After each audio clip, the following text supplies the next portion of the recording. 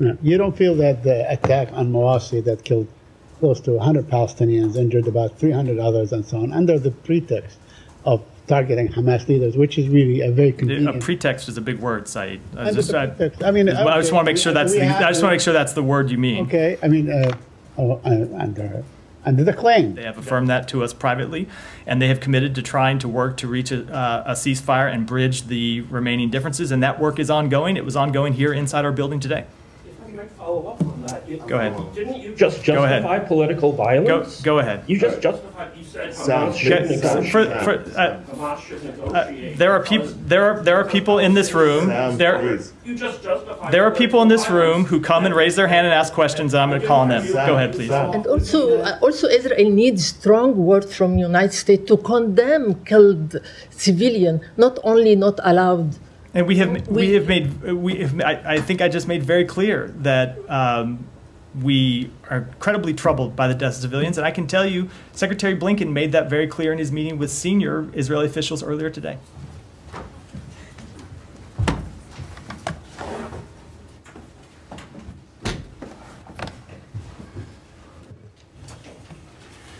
Good afternoon, everyone. I'm going to start with some comments on the assassination attempt against former President Trump this weekend. Obviously, most of the work that we do here at the State Department relates to events overseas, and it is rare that I comment on things that happen here at home. But of course, what happens inside the United States is essential to the work that we do outside our borders.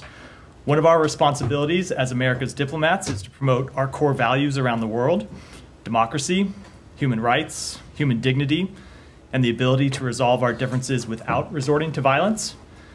We know today that people around the world, governments around the world, have questions about what happened on Saturday, just as Americans do. And our message to them is simple. As President Biden has made clear, there is no place for violence in our democracy, period. We condemn this attack and all political violence strongly and unequivocally, just as we condemn political violence in any country. And just as we have condemned previous acts of political violence in the United States, whether it be the attack on members of Congress practicing for a baseball game, the brutal assault on Paul Pelosi, or of course, the horrific events of January 6, 2021. One of the things that Secretary Blinken has often spoken to is the effect of dehumanization and the cost to society when people lose sight of the core humanity they share with others, even those with whom they strongly disagree. Dehumanization is at the root of so many of the difficult challenges we face in the world, and confronting it is the key to finding solutions to the issues that divide us. So at this time, when people around the world have questions about our democracy, a big part of what we must do is show them how we respond as a nation. This morning, Secretary Blinken convened the senior leadership team here at the department to remind them that one of America's great strengths throughout our history has been our ability to reclaim our humanity, our fundamental decency after acts of tremendous violence and inhumanity. And he asked them to deliver that message around the world, to remind our allies and partners that America has faced trying times before, but that we have emerged from them stronger because of our core values that we share as a nation: a commitment to democracy, a respect for the rule of law, and a common aspiration not to let the things that divide us overwhelm those that bind us together. With that, take your questions. So on that, has there been like an ALDAC or something that's gone out to all embassies, or was this just something that he said in the senior staff meeting? There's not been an ALDAC that's gone out. We are going to have guidance that goes out to the field to talk about the events that will be consistent with what you've heard the president say, that we condemn violence, and we'll make that clear to people around the world who have questions. But today he was talking to senior leadership of the department and asking them to deliver that message to their teams. Are you aware of any countries who have specifically asked U.S. diplomats abroad or here? We have received, I don't know about asking questions so much as expressing concern, in the same way they have expressed concern in their public statements and in the same way that we express concern when we see acts of political violence in other countries. So I think what the Secretary wanted to do is make sure the team knew to remind countries that we have faced horrific political violence in this country before. Obviously, we've seen assassination attempts. We've seen successful assassinations in this country. And we have worked through that by returning to our core values as a nation, and that we will do so again today. Okay, and obviously the State Department doesn't have, well, it doesn't have any role at all in the domestic investigation into this or whatever. So so you would acknowledge, I think, that you're a bit limited in being able to answer questions from foreign countries, right? Correct. And so what do you tell them? You tell them to go to DOJ? If anyone had a question about the investigation, it would be something that we wouldn't comment on. We'd say that a domestic investigation is not something we would share with foreign countries in any event. We would wait to brief foreign countries when the results of that investigation were finished and made public, and that would be the case here.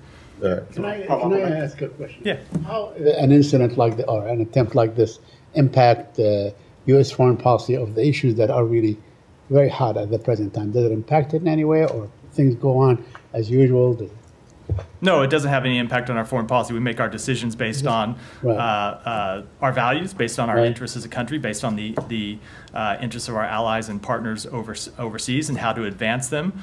So no, this doesn't have any impact on those. Yeah. But do you have any response to how the Russians reacted to what happened on Saturday? They blamed the Biden administration for creating "quote-unquote" atmosphere. No, look, obviously those are incredibly irresponsible comments from the Kremlin, part of a series of irresponsible comments that we've seen them make, and of course they're absolutely not true. And similar comments we heard from the Georgians. The Georgian Prime Minister called the Global War Party being behind this attempt. Any reaction to it? Called what behind this attempt? Global War Party, he said. I don't even know what that means. Obviously, the law enforcement authorities have spoken to this investigation, the things that they know and the things that they don't know, and I understand that they will continue to make clear the results of that investigation as it proceeds. And just as the president in his remarks from the Oval Office last night asked the American public not to speculate, not to make irresponsible claims before we know the facts, I think I would extend the same encouragement to foreign countries as well. Please come back to there. Yeah. Bangladesh ruling prime minister criticized that incident happened in Pennsylvania. She categorized that the U.S. is claiming that they're practicing democracy, civilized country, how they shoot an opponent. Is that a shooting to opponent, as she claimed in a press conference?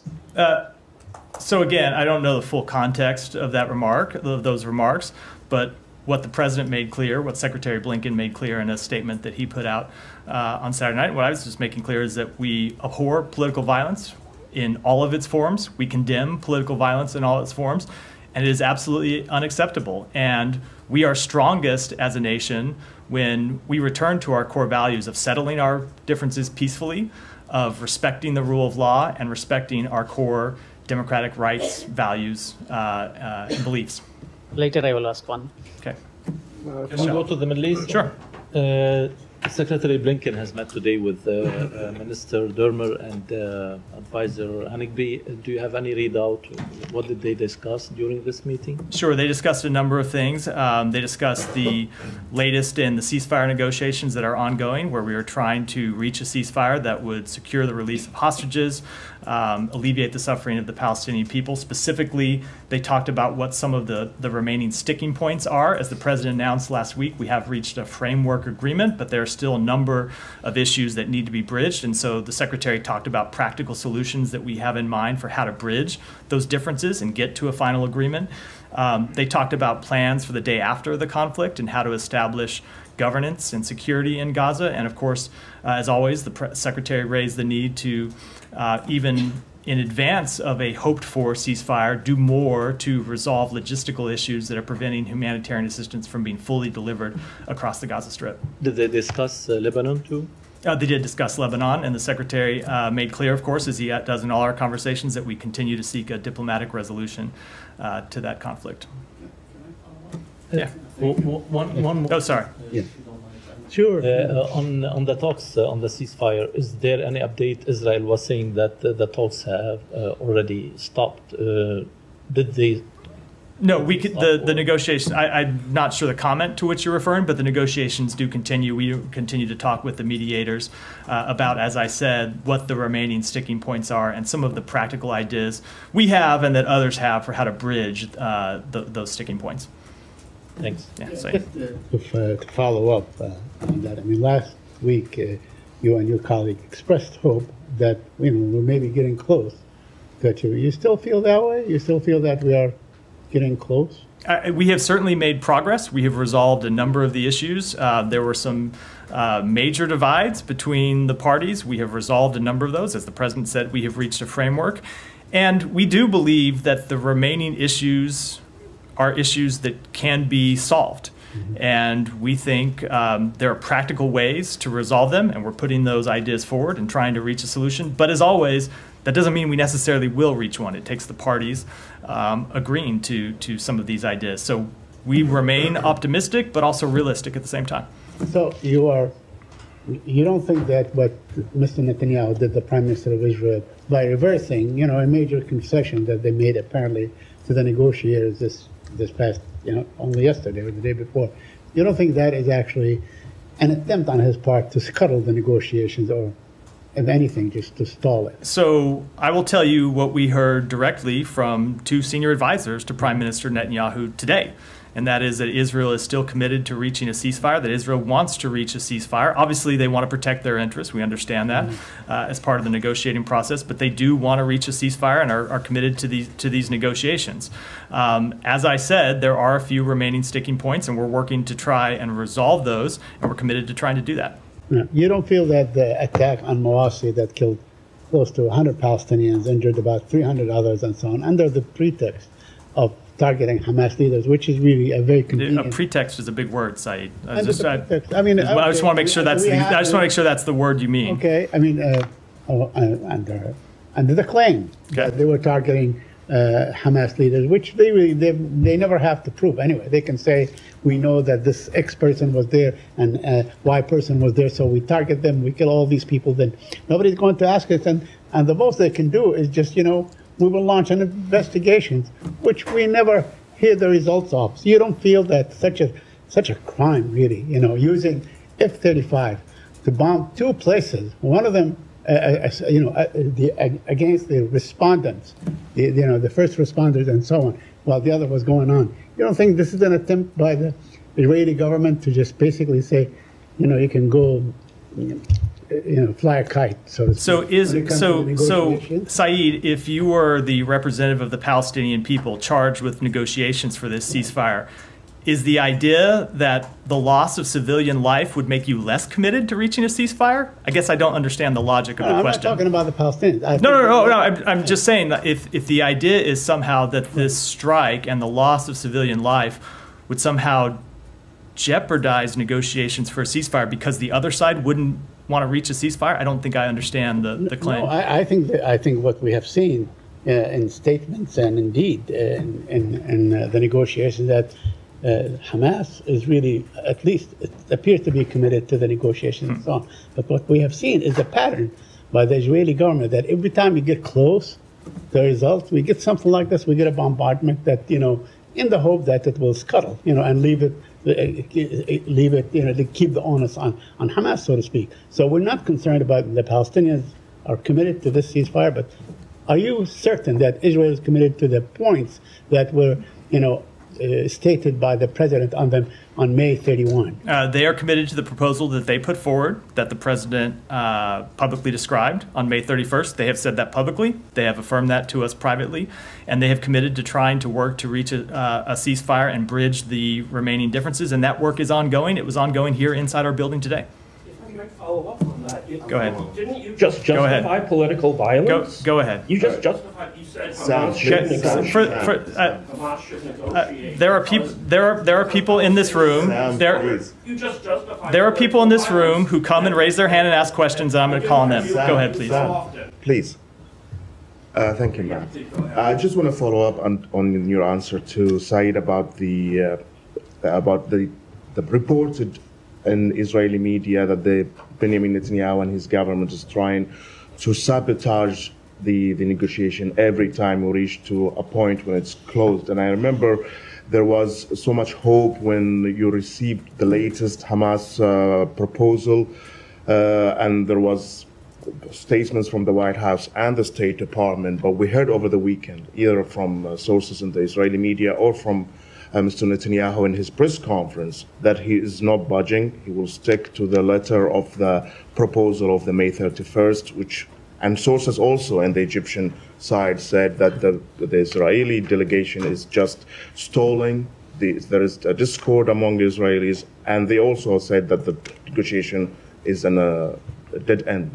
So we often see reports out of the negotiations, and I will just, without attributing anything to those specific claims, note that oftentimes the reports we see from the parties involved in the negotiations don't reflect reality. Sometimes you see people make claims to try to leverage or try to increase their leverage in the negotiations. That said, we continue to hear from Israel directly that they want to reach a ceasefire, and they're committed to the proposal that they put forward. Now, does that mean that they're going to agree to everything that gets put forward by the other side? Of course not. And the same is true in every negotiation. That's why you have a negotiation, is to try to resolve differences, and that's what we're trying to do.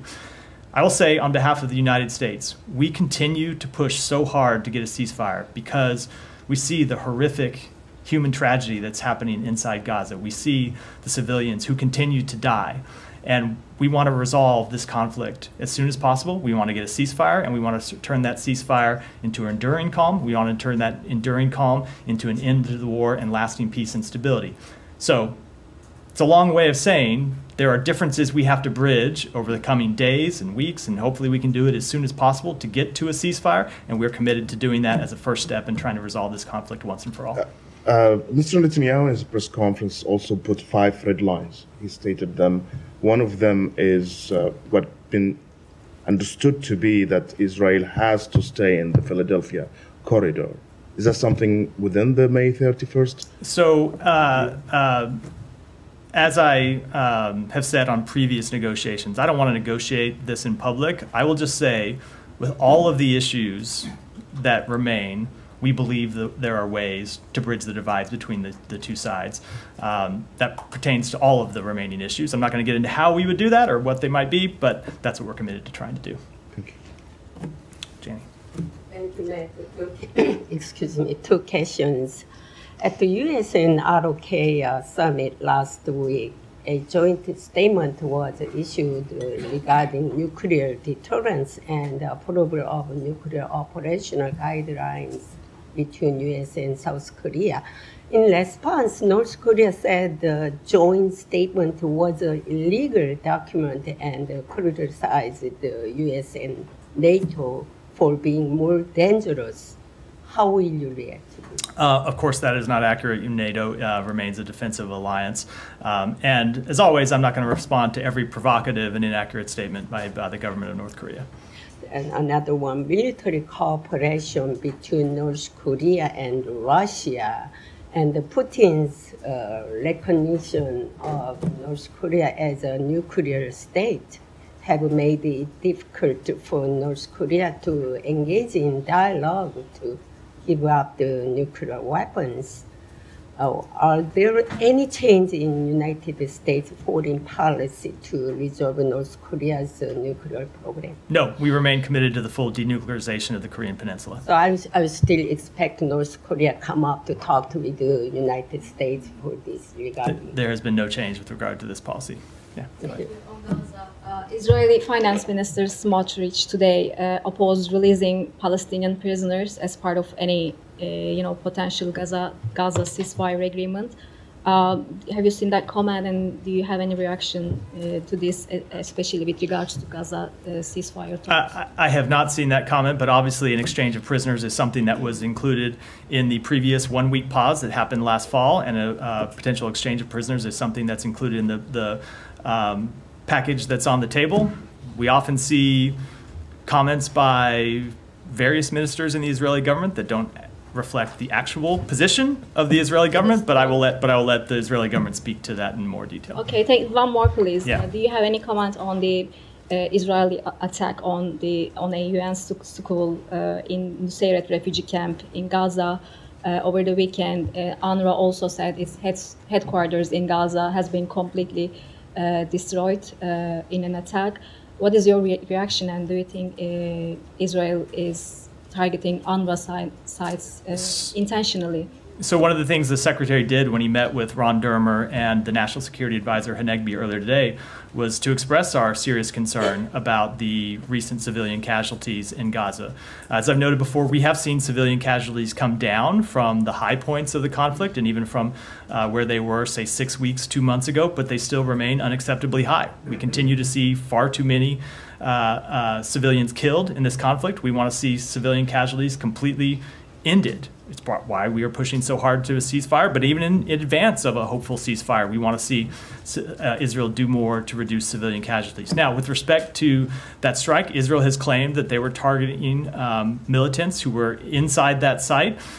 They do have the right to target militants. Does that justify attacking on civilians? No, that's what I'm just saying. We do, but no, of course it does not justify any attacks on civilians. We don't want to see any attacks on civilians. We don't want to see any civilian deaths. So, as always, this is the difficult thing in this conflict when you see militants who continue to hide in schools, in mosques, in hospitals, in other facilities. It makes the challenge that Israel faces incredibly difficult, but no, we don't want to, there's nothing that justifies attacks on civilians.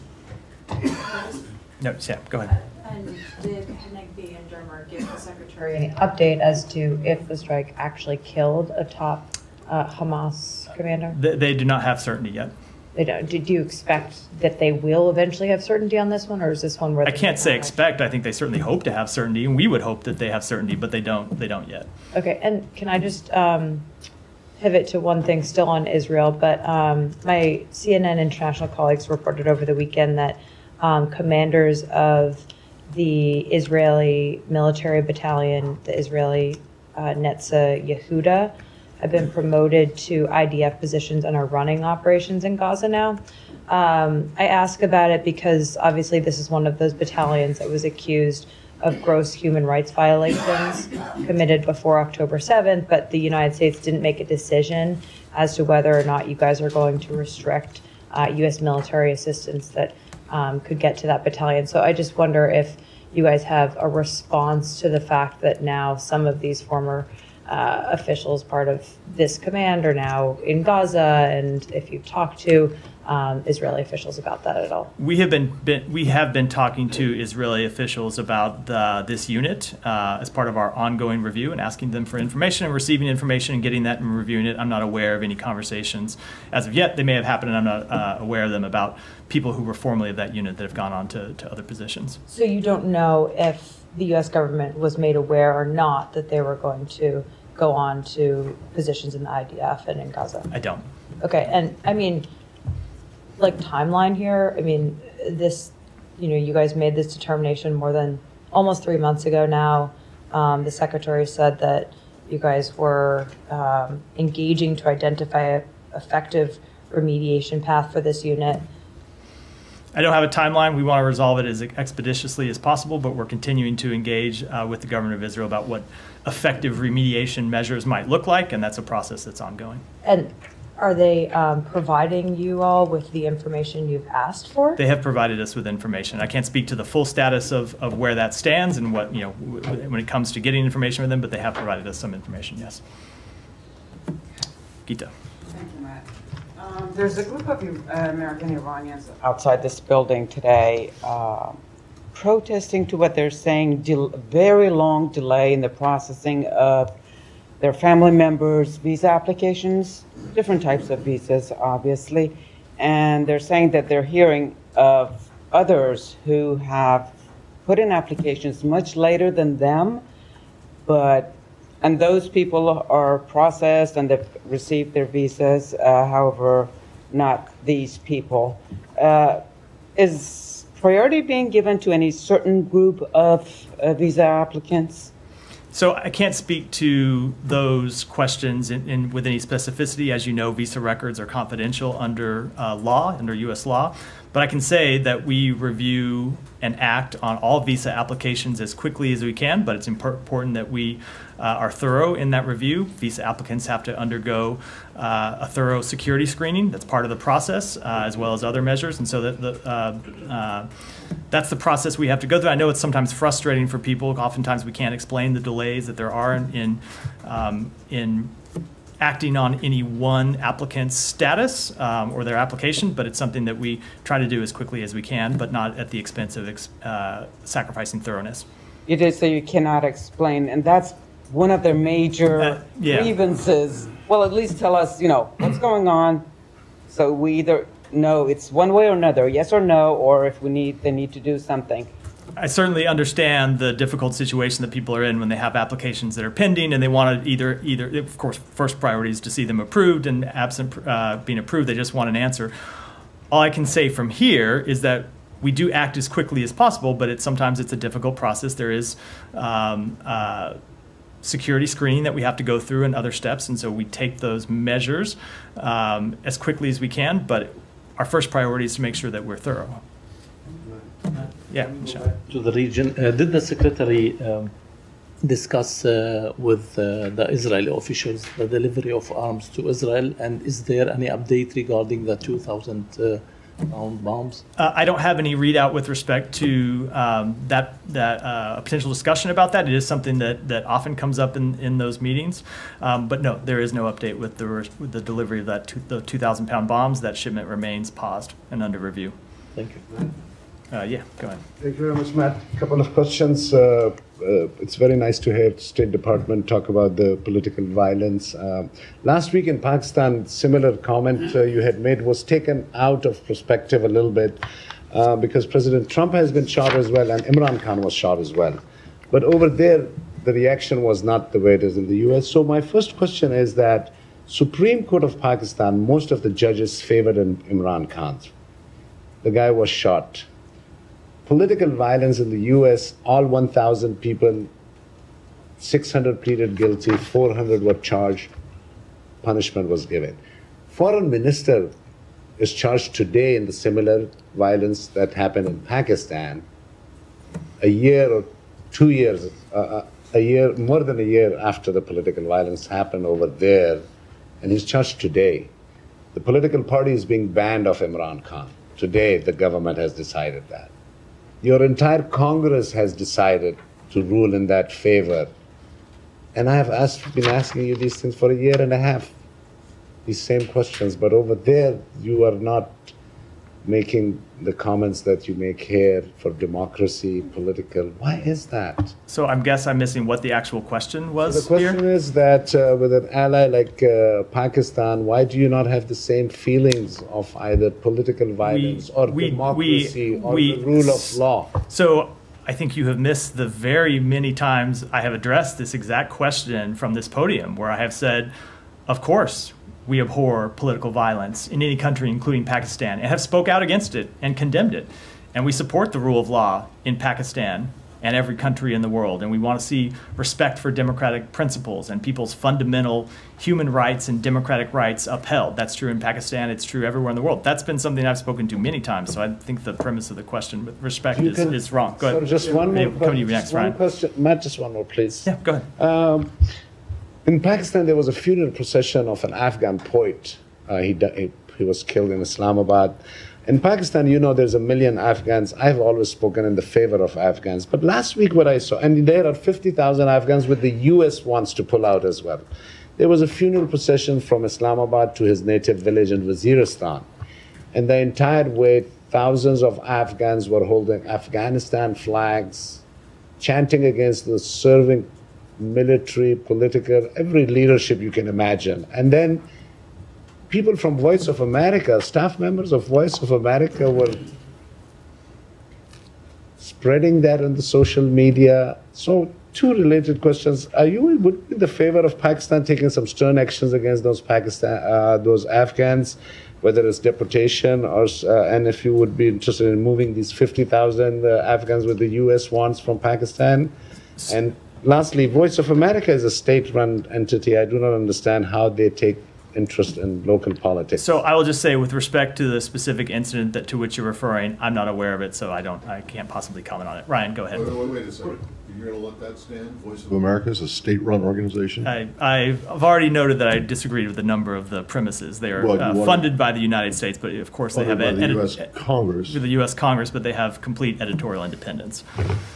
Question on the point that he was making, that the Pakistan Supreme Court did recently rule that about 20 seats or so ought to be delivered to the PTI. The government then responded by banning Imran Khan's party rather than kind of moving in the direction that the court was acknowledging. So in the past, the State Department has said this is a matter for the Pakistani courts to work out. Is it still a matter for the Pakistani courts? You disagree with the government's intervention there? So I will say that we saw those public statements from the government. Our understanding is this is the beginning of what will be a complex political process, but certainly banning a political concern is something, or a political party is something that would be of great concern to us. Right. Quick follow-up on Cuba. Yeah. We've talked to some Cuban business owners in the wake of the State Department moving them off of the list of people who are not helpful what is it? The list was states that are not helpful in combating terrorism. They were removed from that. The business owners in Cuba are saying that because Cuba is still on the state sponsor of terrorism list, that it's harder for them to do business with European countries, with other Latin American countries, than it was even during the Trump administration. Is the State Department still looking at this before the end of Biden's first term? I just don't have any updates on that process. Sorry. Yeah, Alex, go ahead. Thank you, Matt. Two topics. Ukraine. There are reports that Ukrainian leaders walked away frustrated the summit after the U.S. refused the latest request in terms of launching using American weapons to strike inside Russia.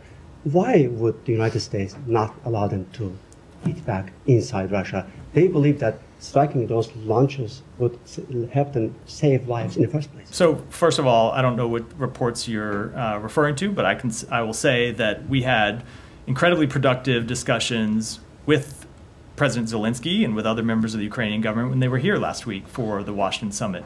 And as part of those discussions, we talked about NATO's irreversible path to NATO, and Ukraine's irreversible path to NATO and the progress that they are making along that path.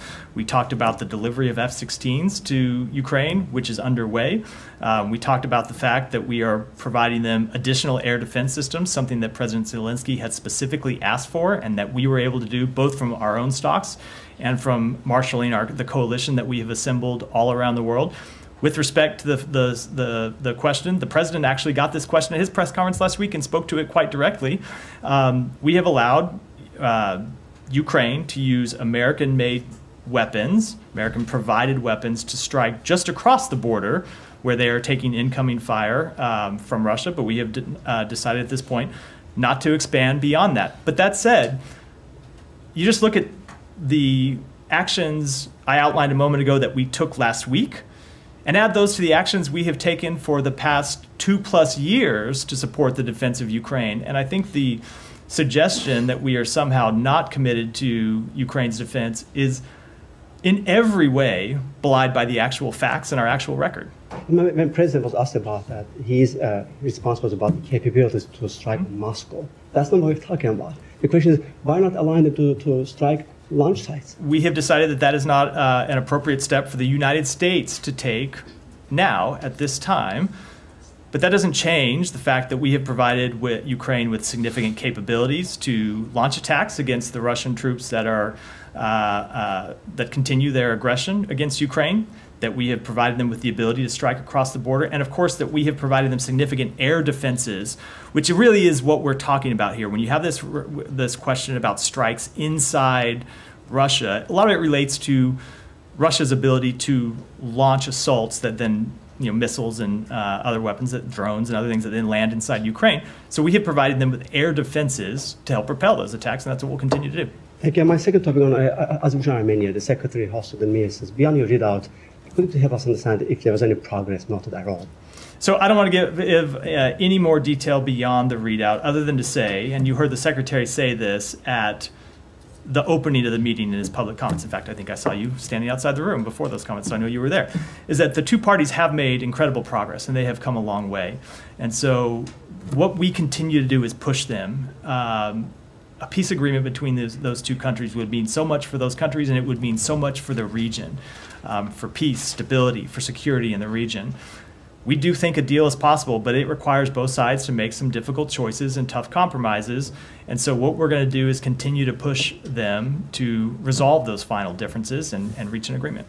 Have you succeeded at all in Washington? The Secretary's comments came before. We have made progress. I'm not going to speak to it in detail, but we don't have an agreement yet, and we're not going to rest until we reach one. Thank you. Coming back back to Ukraine. The President Zelensky, after returning, has talked about the potential of a second peace summit, and this time Russia would be invited. Is that something that was sort of encouraged by U.S. officials while he was here? He said it just after getting back. It's something that we discussed with them, but as we have said before, any decisions around diplomatic negotiations are decisions that Ukraine has to make, not the United States, not any other country that's not party to this conflict. Ukraine is the victim here. It's Ukraine that has seen their country invaded, has seen their civilians killed, has seen significant parts of their country occupied. And so it's for Ukraine to decide when and how and in what shape to discuss, to undertake diplomatic negotiations. As their partner, as their backer, we will support them if that's the path that they choose to take. We have always made that clear. And I will note, and this kind of goes to how the Kremlin has responded, at least initially, to those statements from Ukraine. We've always supported diplomacy when Ukraine is ready, but it has never been clear that the Kremlin is ready for actual diplomacy. That was clear at the beginning of this war when we were pursuing diplomacy and the Kremlin pulled a plug on diplomacy and invaded. And it seems to remain true today, but we will continue to stand with Ukraine, and if and when they believe further diplomatic steps are with Russia are appropriate, we will support them in that decision. But that is a change. That previously they held a peace conference and didn't invite Russia. So doesn't that show an unwillingness from the Ukrainians to engage in sort of, you might not agree on everything, but you could at least bring them to the table. So I guess correct, but the difference is there's just a fundamental difference between Ukraine and Russia in this conflict in that one is the aggressor, one's the victim. And so we do look at the victim differently than the aggressor, right? It's just a fundamental fact of this conflict, that it was Russia that launched this war, Russia that is occupying Ukraine, Russia that continues to launch assaults, Russia that can end the conflict today by withdrawing back to their borders. And so, of course, we look at them differently because one has the moral high ground and one does not. But our position with respect to negotiations hasn't changed, and that's if and when Ukraine is ready to pursue either direct negotiations or direct diplomacy or some other form of diplomacy, we will support them in that decision. And from this administration's point of view, there's basically there's no point at which you would tell Ukraine that you need to come to the table now. That's never going to be. I guess I'm asking because depending on who might be the vice presidential pick for the Republican nominee, and things that the Republican nominee has spoken about Ukraine, it seems like there's a reasonable possibility, depending on which way you think the election's going to go, that early next year the situation's going to look quite different. So from the Ukrainians' point of view, do you think they might be responding to U.S. political realities by making this step? I am not going to speculate or comment in any way on why the Ukrainians might be making that decision, other than to say that lots of times you hear people say, we want to see peace in Ukraine. Of course, we want to see peace too. We want it to be a just peace. Not just any peace, but a just peace and a lasting peace. And so we'll support Ukraine in the decisions that they make to try to achieve that just peace. Can I follow up? Yeah. Obviously, he's talking about a summit, which we're talking about the month of November. So, is anything else happening then? Exactly. But just to follow up on that, I mean, the new thing is that the Ukrainian president is saying the Russians should be at the table. So, I mean, the question, and which is different from the summit in Geneva or next to Geneva or wherever. So, do you support that?